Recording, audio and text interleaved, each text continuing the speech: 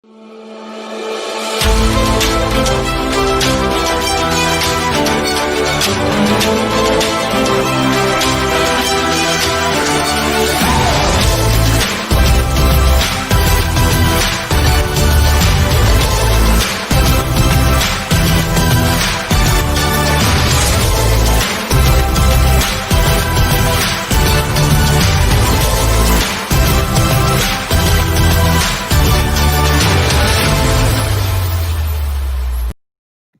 morning, guys. This is Wednesday Wisdom. It's good to be with you today. I'm in San Antonio, Texas, as most of you know, a bit overcast today, but it's going to be a great day. Why? Because we start with Wednesday Wisdom. As usual, good morning, Jennifer. How are you today? Good morning. I'm doing good. I'm in Southern California. I drove over here yesterday to visit my granddaughter and my sons and my friends. And so it's like 85 here rather than 116. So we are feeling good. Beautiful weather. 85 is about right for me. I know that. When it gets to 90s or something, it's too hot. And 100, oh my goodness, it was 117 with the heat index the other day. It was just, you can't go outside. You have to go to a cool house, to a cool car, to a cool office, to a cool car, to a cool house. You never see the outside. My sister's always talking about, she loves the sun. I said, I can't wait to come and just lay out in the next to the pool. I'm like, you can't do it. It will burn you within 20 minutes. You know, if you go out there, it's crazy. That's like an oppressive ex-husband or something, that kind of heat. You know what I mean? Exactly, yeah. You don't need that. So what does the day hold for you, Jen? Oh, I have coaching calls and I have dinner with a friend in LA. So I get to do the LA thing tonight and good stuff. Nice. Yeah. What about you? Some sleep? You going to take a nap? I can't, unfortunately. I've got a podcast after this on somebody's show, and then I've got a patient at 11 o'clock, and then we've got Jim at 12 o'clock. So, and then I've got a 6 o'clock tonight on another podcast. So it looks like I may be up all day, but that's okay. I don't think anybody died from lack of sleep. So I think I should be good. So we'll see what happens. Having said that, don't call me at 2 o'clock. I might be in bed. Okay, guys, we've got a fantastic guest today. We're going to introduce her. Just give us 1 second and we'll be right back.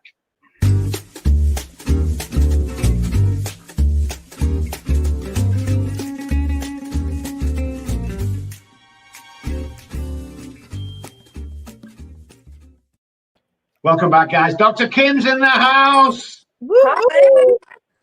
Hey, Dr. Kim, how are we today? I'm good. How are you? I'm doing great today. Doing absolutely great. Introduce yourself. Whereabouts are you? And tell our listeners and watchers a little bit about yourself. Well, my name is Dr. Kim Morgan. I actually just got my title in March, and then we had a world pandemic, so just my luck. But, you know, I'm getting used to calling myself Dr. Morgan or Dr. Kim. But I'm in Pennsylvania right now. Thank goodness we don't have the heat numbers that you guys have. I think I would pass out. But I'm sure that it's a lot different heat than what we have here. It's very humid in Pennsylvania. I don't know if you guys have that too. But I've been in the field for over a decade now. And I've been working with kids, adults, and now I'm back to working with kids. Nice. Thank you for that introduction. So what got you interested in working with teens or kids specifically, and specifically in the realm of troubled teens or kids?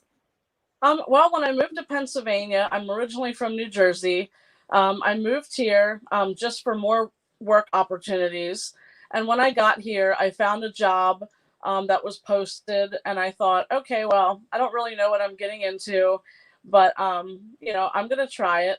You know, I've always liked working with kids, and that was kind of like my first real adult job. I was 23 when I started working there, so I was kind of the young one. And being a female working in a prison setting is kind of like, you know, you kind of get the grunt work. Because the guys think that they're, you know, big and mighty and they're running the place. But actually, a lot of the female staff, you know, worked with the kids in a more nurturing way. And I think we had a lot more success that way. You know, I'm not a yeller, but they would, and the kids would just, you know, once someone started yelling at them, they just turned completely off. And, you know, I honestly don't blame them. I think if someone started yelling at me, I'm immediately checking out. You know, but I really loved what I did there. I primarily worked with juvenile sex offenders. So a lot of people say, is that even possible? And absolutely, because, you know, kids learn from example. About 90% of those kids were sexually abused themselves. So they were just mimicking what they were going through themselves. So, you know, rehabilitation is highly likely for those kids, but they're going to live with that because some of those traits that they developed don't go away. You know, and I every once in a while I'll check in the system to see if some of the kids that I remember are still in there, and unfortunately some of them are. And some of them have never even been released, and I haven't worked there in over a decade. So you know, it's just the cycle that we keep seeing. And then when I started working in the adult facility here, I worked in the classification and diagnostic facility for the entire state of Pennsylvania. And I actually had one of my juveniles show up there one day while I was there. And they were like, "What are you doing here? Like, what?" And I said, "Well, here I am. This is my internship for my master's degree." And they were like, "Oh, I remember you telling me that." And I said, "Well, I'm here to work, but what are you here for?" And he said, "Well, as soon as I got back home to Philly, I got caught up in the wrong crowd. And now I'm doing 10 to 20 for an armed robbery." You know, 18, just turned 18 years old. Like the day I dropped him off at the bus stop, I was actually the staff that got to take him to the bus stop so he could go home. And here it is, not even 6 months later, you know, he's in the adult facility, 10 to 20 years for an armed robbery. And there goes his life, you know. But, you know, the craziest thing is that he thought it was the coolest thing ever because a lot of his family was in prison. You know, and I said, I don't know if you're going to think that this is cool when you start, you know, when you start staying here, you know, more than a couple hours, you know, when the weeks turn into months and the months turn into years, you're going to be thinking that, you know, you should have made a different choice, you know, and I hope he's doing well. You know, he's probably at his minimum now because like I said, I haven't worked there since 2010. So, you know, as long as he behaved himself, you know, he should be getting out soon. That's crazy. 90%. I mean, I knew they were high, but 90% is crazy. But I remember that some talks I do, especially since I've been in the States about 13 years now. So I did a talk at a treatment center. Well, it's like a halfway house treatment center. And I went back like 6 years later to do, and there's like 4 or 5 people out of the 20 back there again. And they're like, "Oh, God, Dr. Rowe, it's great to see you." And I'm like, "So what are you doing here?" "Well, I'm here to talk." "Oh, it's so glad to see." I'm like, "What the hell are you doing here?" You know, you keep go out and you keep relapsing, you're coming back in behavior. I believe when it's drugs, alcohol, sex, criminal, whatever it may be, it's the brain that's doing this. It's not the act. The act is de minimis. The act is just a symptom of the behavior that we're acting out. So what I want to ask is, what do you think is behind the reoffending so many times and so high? That's actually a good question because, you know, a lot of people say, well, you know, why do these people keep coming back? And I honestly think it's like a comfort level. I think that, you know, especially a lot of the kids that I worked with, realizing that they could get 3 meals a day. You know, there was actually some staff there that genuinely cared about them. You know, I wasn't there to collect a paycheck because it's really not that great of a paycheck. But I liked what I did with those kids. And I think that they could see that every day I came in, I was there for them. You know, they followed the rules, but, you know, I was their buddy in a way. But I think that they just get comfortable coming back knowing that, you know, hey, I'm safe here. And I think the adults are the same way.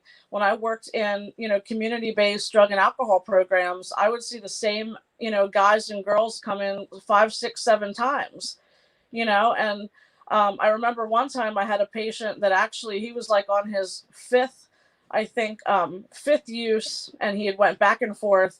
I worked in an outpatient, inpatient facility, and he had actually had his counselor at the inpatient, which was, you know, I knew the lady who was calling me because we were coworkers, but he said, just tell her that I'm sorry for being such a disappointment, and he gets one phone call and he calls me. And I said, why wouldn't you call a family member? And he said, because you're the most important person to me.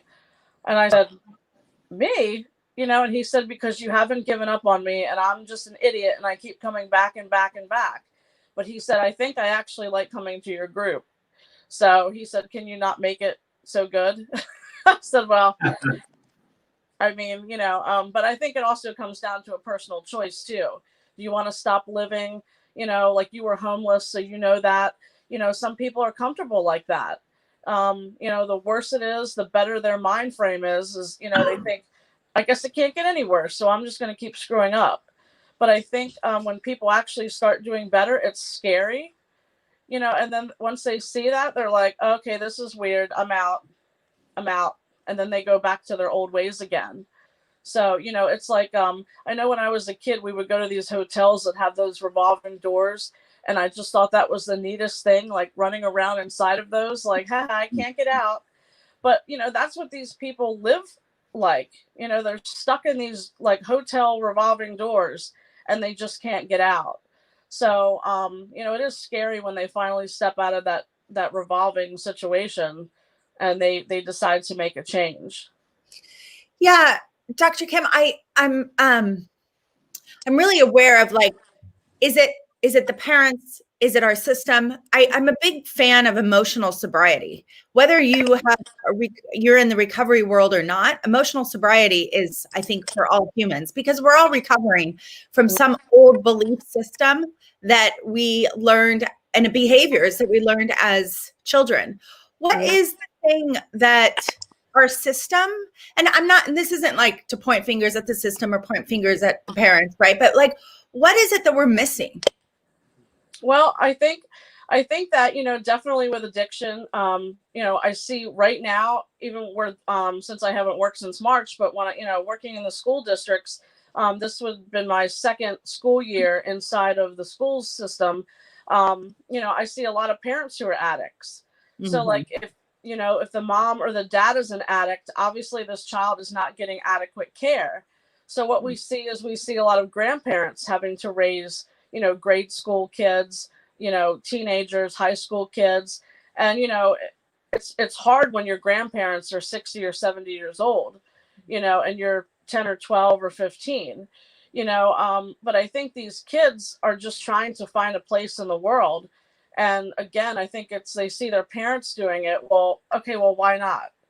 Back in 2013, they did a study that the average age for a child to start using is between 8 and 12 years old. Now it's 2020, so I can only imagine how low that statistic is. I haven't looked it up recently, but even 8 to 12 is mind blowing. I'm just thinking, what is a second grader, doing with alcohol and drugs? But if you live in a household where it's easily available to you, it's hard to run away from that or not be curious anyway. Definitely. I see that time and time again, with people who leave alcohol around the house, and kids are always going to try it. They're always going to try it. And if there's addiction in the family or alcoholism in the family, and the remapping of the brain whilst growing up, we believe that anything less than nurturing is child abuse. So when you can imagine, like, get off there, you stupid idiot, or don't do that. Stuff that my parents used to say jokingly, but I kind of took in, and I use that as ammunition against myself, because I have self-sabotaging neural pathways. That's just the way it is. But I'm interested to know, because you've seen both spectrums. So the behavioral system with teens, or the behavior that they come with into the establishments, do you see that copied in the adult prisons? Because I know you went from teenage to the adult prisons during your internship. Is the behavior the same? Have they carried that on for the people that stay there? I think as far as like the actual programs go, when I worked in the juvenile facility, we worked on a reward system. So as the kids did what was required of them and they, didn't get in trouble, they would move up this reward system.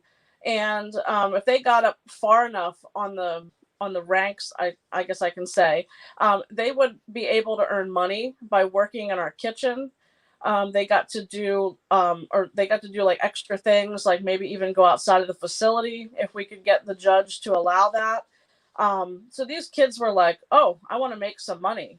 They were making minimum wage, which was like, I think 7 something an hour. But, for these kids to be able to make money in a way other than selling drugs, it's amazing. Because most of the kids that I worked with were from Philadelphia. They kind of sent them out here, in the mountains, so they could not be close to what they know, and just for a different change of pace. But a lot of these kids had to sell drugs just to survive. My mom's a crackhead, so we don't have groceries. My dad's in prison somewhere. I don't even know who my dad is. I would hear that a lot. And I think that, these kids are just trying to survive. So, kind of like Aaron said last week, I don't think the kids are addicted. I think they just, they have a different way of looking at things, and they're traumatized. But as we get into the adult facilities, we also have the same reward system. So the more that you do, the more well-behaved you are, the more privileges that you're going to have. I know at the prison I worked at, there was actually a block that was almost like a hotel, where if you worked your way up to that, you had like your own TV. It was still cells, but they were wide open, almost like a dorm type setting. But you could use the phone whenever you wanted to, monitored, of course. But, you had so many liberties if you made it to that level. And working in a prison, I mean, being an inmate worker is kind of like a godsend, because you're not in your cell, all the time. You're able to socialize with other people. And I would have to say that the inmate workers were kind of, like junior staff in a way, because they helped us out a lot. But I think people, in a way, they just need to be rewarded for what they do, because they never saw that in life. They had such a horrible upbringing, or a horrible, adult life, that, maybe nobody ever told them that they were worth it. So I think, being able to see results, it's like kind of like losing weight. I'm kind of on that journey right now. Well, I'm not going to lose 10 pounds in the first week.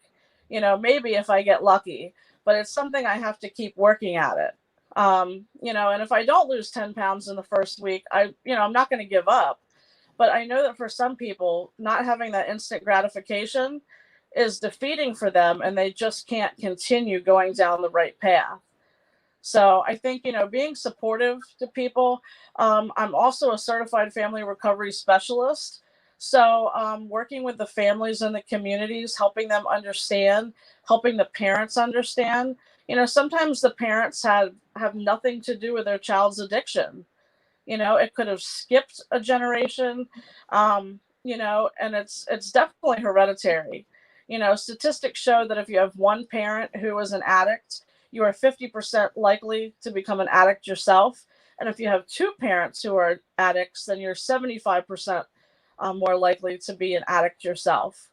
And I think, parents, they tend to beat themselves up, and, it's like, it wasn't you. It was either maybe the wrong crowd, maybe they had something going on that they didn't discuss.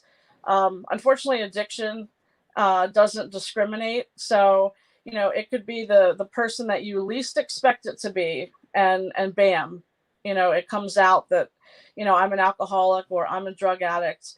And I think people just, there's a stigma. There is a stigma there that, oh, it can't be me, but sure, it can be. Yeah. I mean, yes to all of those things. And one of the things that I can't even imagine is being, oh, I get a TV and I get to have phone privileges, and like that being enough. Like I remember saying to my son, you either go to rehab or you go live with your dad. Which one? What are you going to choose? I'm going to choose rehab. Right? It's like, it has to be so bad that is better than the thing. Mm-hmm. So what do you think is in the, I mean, we could go all the way back to some attachment, right? From a very young age, right? And all of that. But what do you think is in the way of families actually finding healing, doing the work so that we could have less recidivism in our prisons, juvenile centers? What is in the way?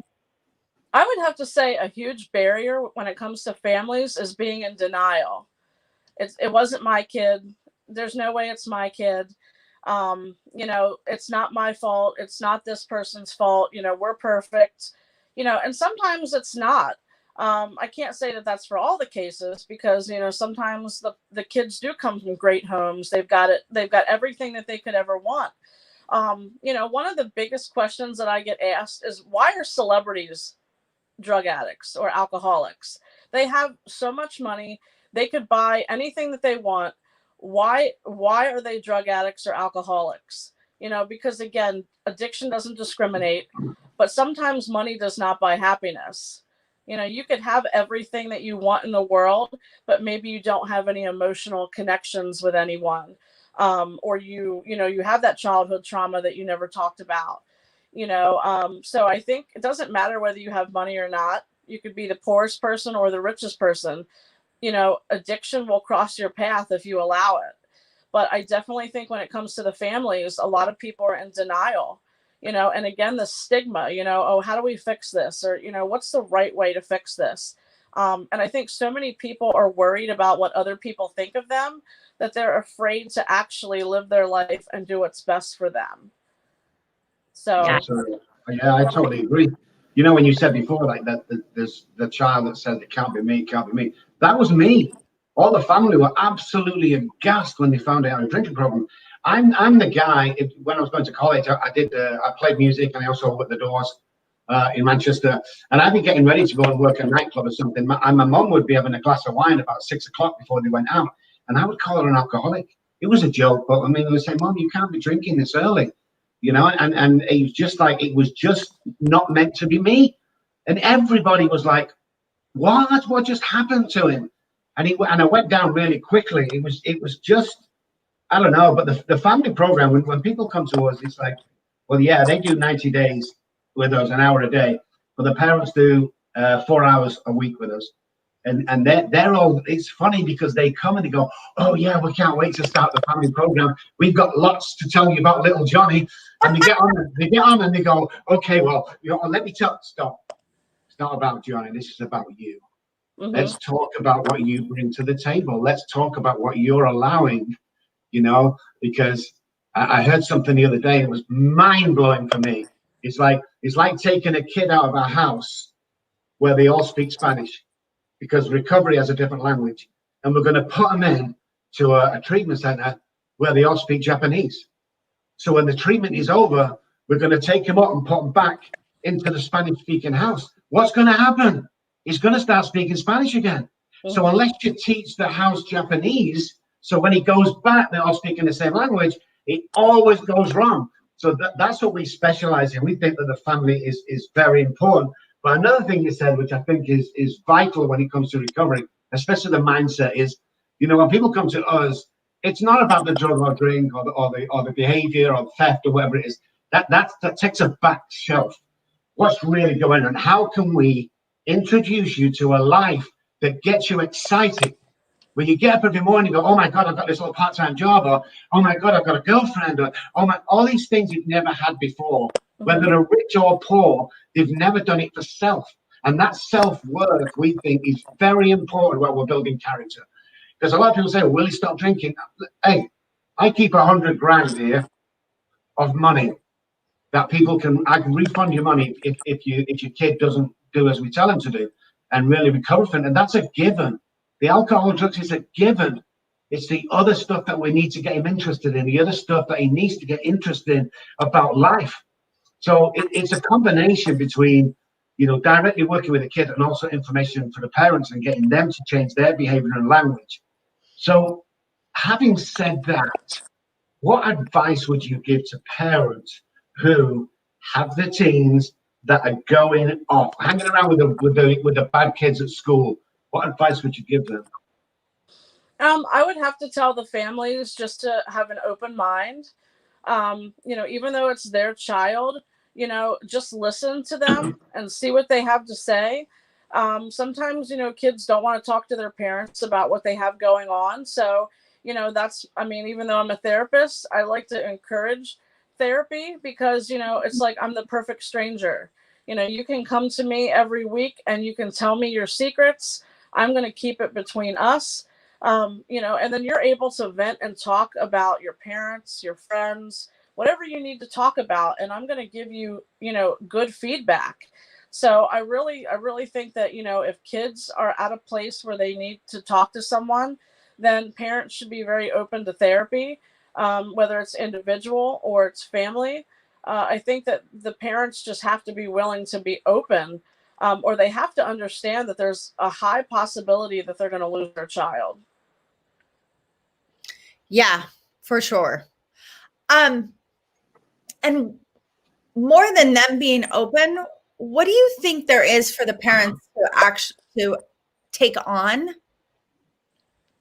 to like, we're only as sick as our secrets, right? And denial is, Dr. Rob and I were talking the other day, and I was like, denial is I don't even know I'm lying, right? We don't even know we're lying to ourselves, right? So what would you suggest for the parents besides being open? What kind of work or deeper internal work could they take on to really support their kids so there can become a dialogue and openness between their children and the parent? First of all, I think parents need to educate themselves, because if you don't have addiction in your family, 9 times out of 10 people don't even know what it really is. They might see what they see on Facebook or social media or the news, but unless you really dive deep into what addiction is, most people don't have a clue. And they just think it's bad people making bad choices. But most of the time, it's actually really good people making bad choices. So I would have to say that people have to really educate themselves in order to understand addiction, first of all. And then once you've done that, then you can kind of speak about it. Mm-hmm. So I see a lot of people that have all these suggestions about this is what someone should do or this is what they shouldn't do. But yet they don't know anything about addiction or whatever topic they're talking about. You always have that person who just knows everything. But I think internally too, parents need to, take a step back. They need to do some self-care. They need to do some self-evaluation, see where they're at with things, what's going on in the family that maybe could be improved upon. Are you and your spouse fighting all the time? Do you have children with multiple different men and you're kind of going back and forth, between households? What exactly is happening within your house that might need to be taken care of? And I think the mom and dad can only help those kids if they are emotionally and physically strong themselves. Yeah, that's a must. That really is a must. They've got to be strong themselves, because they're going to put the kids through something that they've never been through before, and they have to be there all the time. I know a therapist for me. I don't listen to J-Bear's my wife, when she tells me stuff, because the husband and wife they don't. But me and Jennifer had a conversation. Well, Jennifer had a conversation with me a couple of weeks ago, and basically what it was like a therapy session for me, because the message is be more vulnerable and stop taking things so seriously. Because when somebody would actually come up to me and say, hey, have you tried it this way? I would get really offensive and really sort of, my walls would be up. And that's going back to everything I lost. I don't want to lose anything. Don't let anybody in. Don't let anybody. And it's crazy. And when I did that, when I started to do that, I posted on Facebook something about me and what people didn't know. And it was so refreshing. And I see a therapist now. I just started seeing her, and she's like 90 years old, and she cusses every second word, and she's in my face, and it's like it's unbelievable. But everybody needs somebody that they can go to and tell them the problems. I think not a friend, not a wife or husband or girlfriend. It has to be somebody away that will keep not secrets, but somewhere you're comfortable with being and comfortable with talking with. I've got an interesting question, Dr. Kim, and it's, do you think, or is there any correlation between social media and teens behaving badly? Oh, absolutely. I think that social media is definitely the devil in disguise, because my kids do not have Facebook. I did allow them to have an Instagram because I think that's just posting pictures and stuff, but I monitor their accounts. But they don't have Twitter, they don't have anything else. So maybe I'm the bad mom, but that's just the way it is, because I know what the bad world is like. So my kids are, they're allowed to do some things, but not everything. But definitely, I think if you just give a kid free roam of Facebook or Twitter or any social media platform, even TikTok, I think TikTok is absolutely awful. Some of the videos that I see, I'm like, how do you sleep at night? Like even people pranking their grandmother. There's a couple of those going around. I'm like, some of those pranks are really awful. But if you have a child that doesn't really understand the concept of it being a prank, they might go out and try to mimic it. But I think there's also so many jokes out there about drinking and drug use that, a lot of people don't understand those either. And unfortunately, alcohol is like the social cusp of everything that we do in society. Like, oh, you're a mom, you must like to drink wine. Or, oh, you're a dad, you must like to drink beer. It's like alcohol is associated with everything. Let's go to a picnic. I bet you they have beer there. I bet you they have wine. I bet you they have mixed drinks. If people don't have an open bar at their wedding, they're considered cheap. And it's like alcohol is everywhere. But unfortunately, in the world that we're living in now, so is heroin, so is morphine, opiates. Obviously, we know that there's an opiate crisis. And I think it's been pushed to the wayside by this COVID-19, but we can't forget about those people who are struggling, because they're not going to go away. They're always going to be here as long as this virus is going to go away someday, because it's a virus. But this opioid and drug pandemic that we're having, it's never going to go away. I don't think, no matter how many professionals you have in the world treating this, you're never going to eradicate addiction. So it's always going to be there. But I think that people need to come full circle. They need to educate themselves. They need to be, sympathetic to people who are going through it, and don't just think that addict is some horrible person. Because like I said, 9 times out of 10, they're an amazing person. They've just made some really poor choices. So I think we just need to be a lot more open-minded as a society, and start helping people. Stop hating people, just help people. Yeah. What do you think is in, like, when we look from the lens of transformation or the lens of recovery, for not only parents, but teens, what do they need to get? Like when I went to my son and I was like, so why did you get sober? Like, what, you went to 16 rehabs. Like what was the final thing? And he's like, well, I just was tired of living like this. Mm-hmm. And I really attribute it as well to the work. I was doing workouts outside of that on myself. So our conversations became different.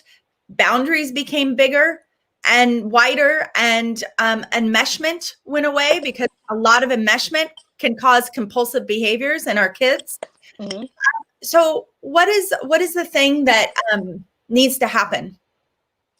I would really like, from working in a school, I work in 2 different school districts in my county, and I would just like the schools themselves to talk more about addiction. I know I was given the opportunity several years ago to take 3 or 4 of my patients to a high school, and it was in a higher income community, and I took someone who had a year clean, I took someone who had 6 months clean, and I took someone that just relapsed the night before. And I didn't know that they relapsed, but he told me that morning, he said, I screwed up yesterday and I used. And I said, well, let's use this as a learning experience. So unfortunately, that school district had a lot of complaints from parents, and we were told that we are never welcome there again. And unfortunately, I think we had such a real conversation with the 1,000 students that went there that I think so many things were unturned. And for 1,000 kids, they only had 3 school counselors. And there's no way that 3 school counselors can tackle 333 kids by themselves. You know, so I think the parents they were in denial, like, this can't be my kid.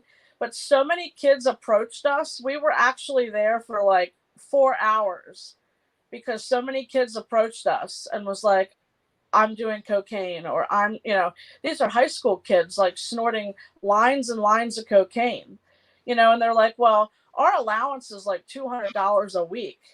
Well, can I move in? I mean, holy cow, you know, and a teenager getting, you know, $800 a month, and they have nothing else to spend it on. Of course, they're going to party and they're going to do all of that stuff. So, you know, the parents really, you know, they were really upset with us.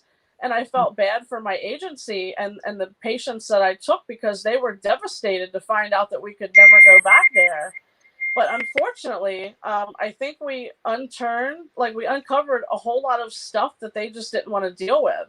So I would really like to see the schools really have people come in and give some personal life experience, because if we can stop these kids now while they're young, they're going to have a great adult life, you know, and maybe we can't save them all, but I think if we do more than, you know, drugs are bad, say no to drugs, you know, I mean, I love the DARE program, which some schools still have that and some don't, but I think we just need a little bit more than the DARE program.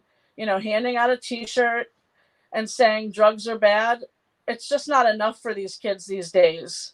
We need more. No, of course, they're going to automatically go for it. It's crazy. We don't need more. I know we do speaking in schools. It's not as much as we'd like, though, because people are not interested. It's still a taboo subject, like not to our school. Unfortunately, yeah. Just go back to TikTok. You know, I go on all the platforms because I want to see what's trending, what the people are up to, especially teenagers, because my age group is usually around, I'd say 16 to 25 that they really get on with, you know, really connect with. But there's a kid on there, and you know, she looks about 12, maybe 13. They dress her in really short shorts and tight shirts, and she's doing provocative dances. I mean, she's a rising superstar according to TikTok, but it just doesn't seem right. I found out yesterday she's 9 years old. It's like, where's the parents? How can you be doing this? I mean, people are going to look at that for the wrong reason. As soon as I saw her, I thought, no, this is wrong for a 12-year-old. Never mind a 9-year-old. So yeah, social media is crazy. Dr. Kim, I want to thank you so much for coming on and so much for spending the morning with us, or the hour. It's been absolutely fantastic. I've learned a lot of stuff myself. I can't always say that. So I want to thank you so much for coming on. And I'm going to let Jennifer say goodbye to you, and then we're going to let you go. Thank you so much, Dr. Kim. Thank you. Thank you for having me. I've really appreciated this opportunity. Yeah, Dr. Kim, thank you so much for the wealth of knowledge. And what I really love is there's just a sense of flatness about, like, this is very real. Let's have this conversation. I love that. So thank you for that. We should probably all create some kind of parenting platform that, yes, you know, something to that degree. We need to put our heads together. But thank you so much. I really acknowledge you for your work and your bravery for working with teens and as well as adults in jails and prisons and institutions. So thank you so much for that work. Thank you. I appreciate it. Hey guys, we'll be back in 2 minutes. Stay tuned. Don't go away. We've got some more good stuff for you.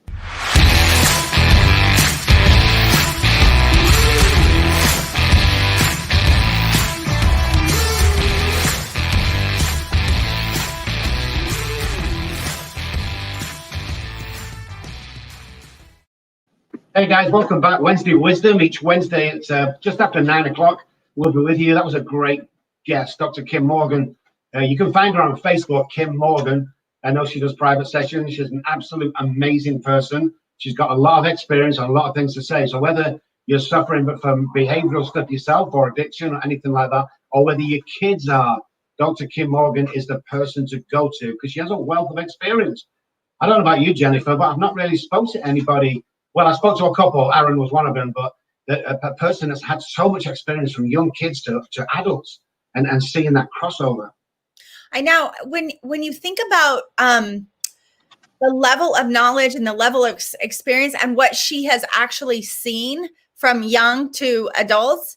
And the truth is that we all have some emotional terrorists inside of us that are constantly speaking our head. But when you're in those kinds of places, I imagine it's just like you see it so much more and it's so real.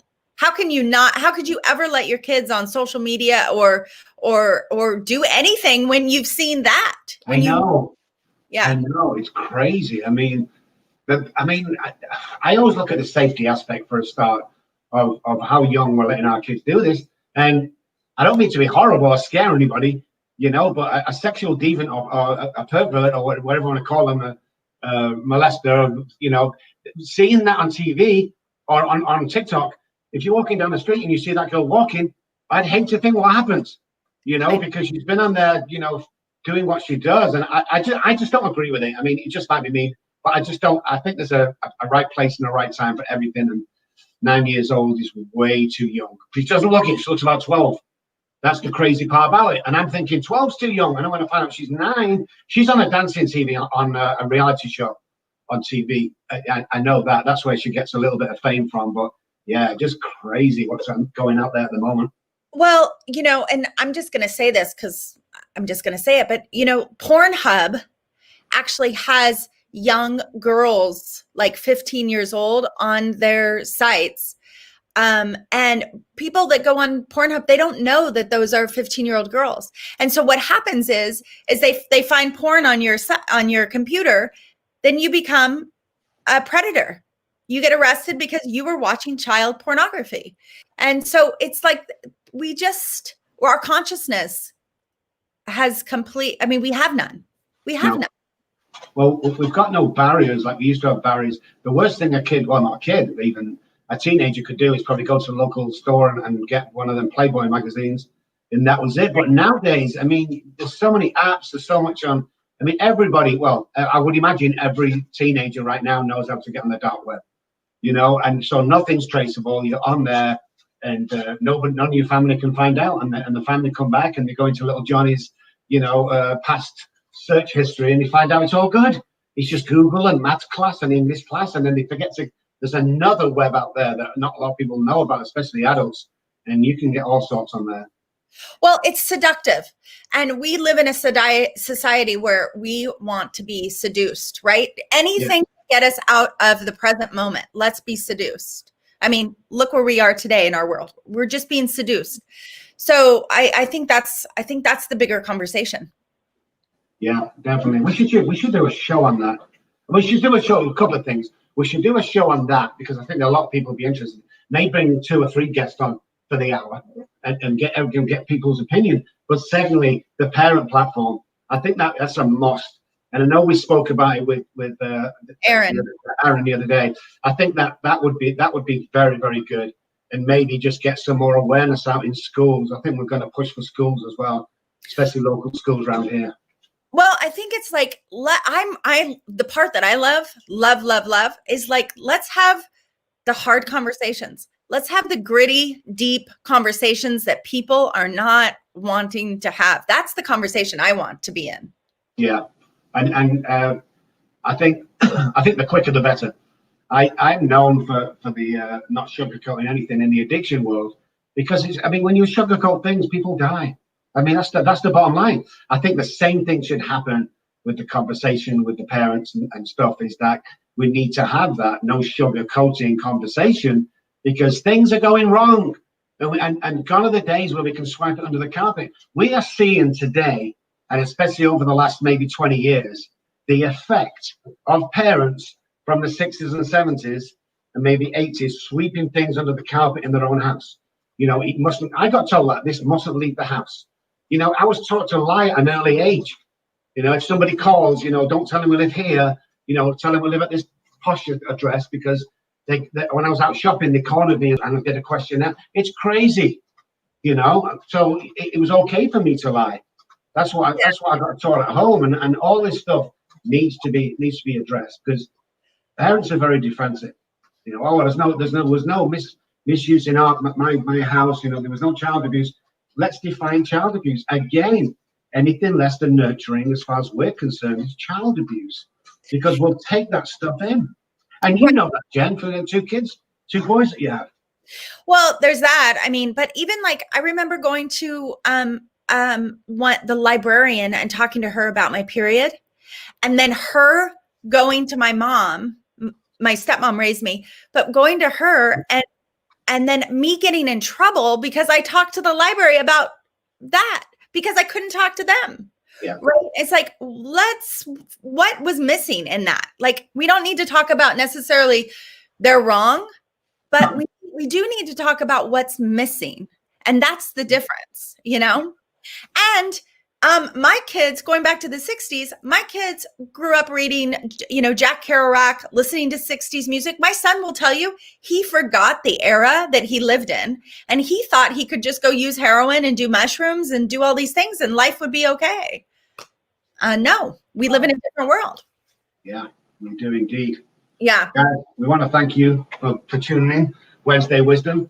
So here's the deal, guys. Wednesday Wisdom is going to be on around 1 or 2 weeks. Then we're going to change names because we're going on a broader spectrum. We're going on at least 50, maybe 70 platforms, which are real high-profile platforms. So we'll be changing the name to Breaking Through Addiction. Now, addiction doesn't mean alcohol and drugs. Everybody, in my opinion, has an addiction. So whether it's sports, whether it's sex, whether it's running, whether it's eating, makes no difference. Let's look at the whole thing and let's talk about it. Let's get these conversations. We're also going to be doing like a parent deal, me and Jennifer. We're going to do something else down the line, which you'll find out about, which is really cool. It's like a separate platform with our friend Aaron, which we think is a must for us. But I think over the next couple of weeks, it's going to be called Breaking Through Addiction. You're going to find this everywhere. Everywhere you can think of a podcast, we're going to be on that podcast. We're taking it to the next level, guys. And the reason we're doing that is because we need to cover all these topics that nobody's talking about. And me and Jen don't mind approaching that. We've got nothing to lose. We've been there. We've done it. Here's our advice. And if you don't take it, shame on you, is what I've got to say. And that's not egoistic. That is, we've been there and we've done it. So we're trying to save you from making the same mistakes, especially that I did, you know, as a kid, and what other people should have been looking out for me before it was too late. So, guys, we'll see you next week, same time, same place. We're still going to be on here, but it's going to be called a different title. Maybe not next week, but definitely the week after. So from me, it's goodbye for now. And for Jen, it's goodbye for now. And here's the deal. Breaking through addiction. How about we just break through our lives? Yes. Break through our beliefs. That's really what it's about.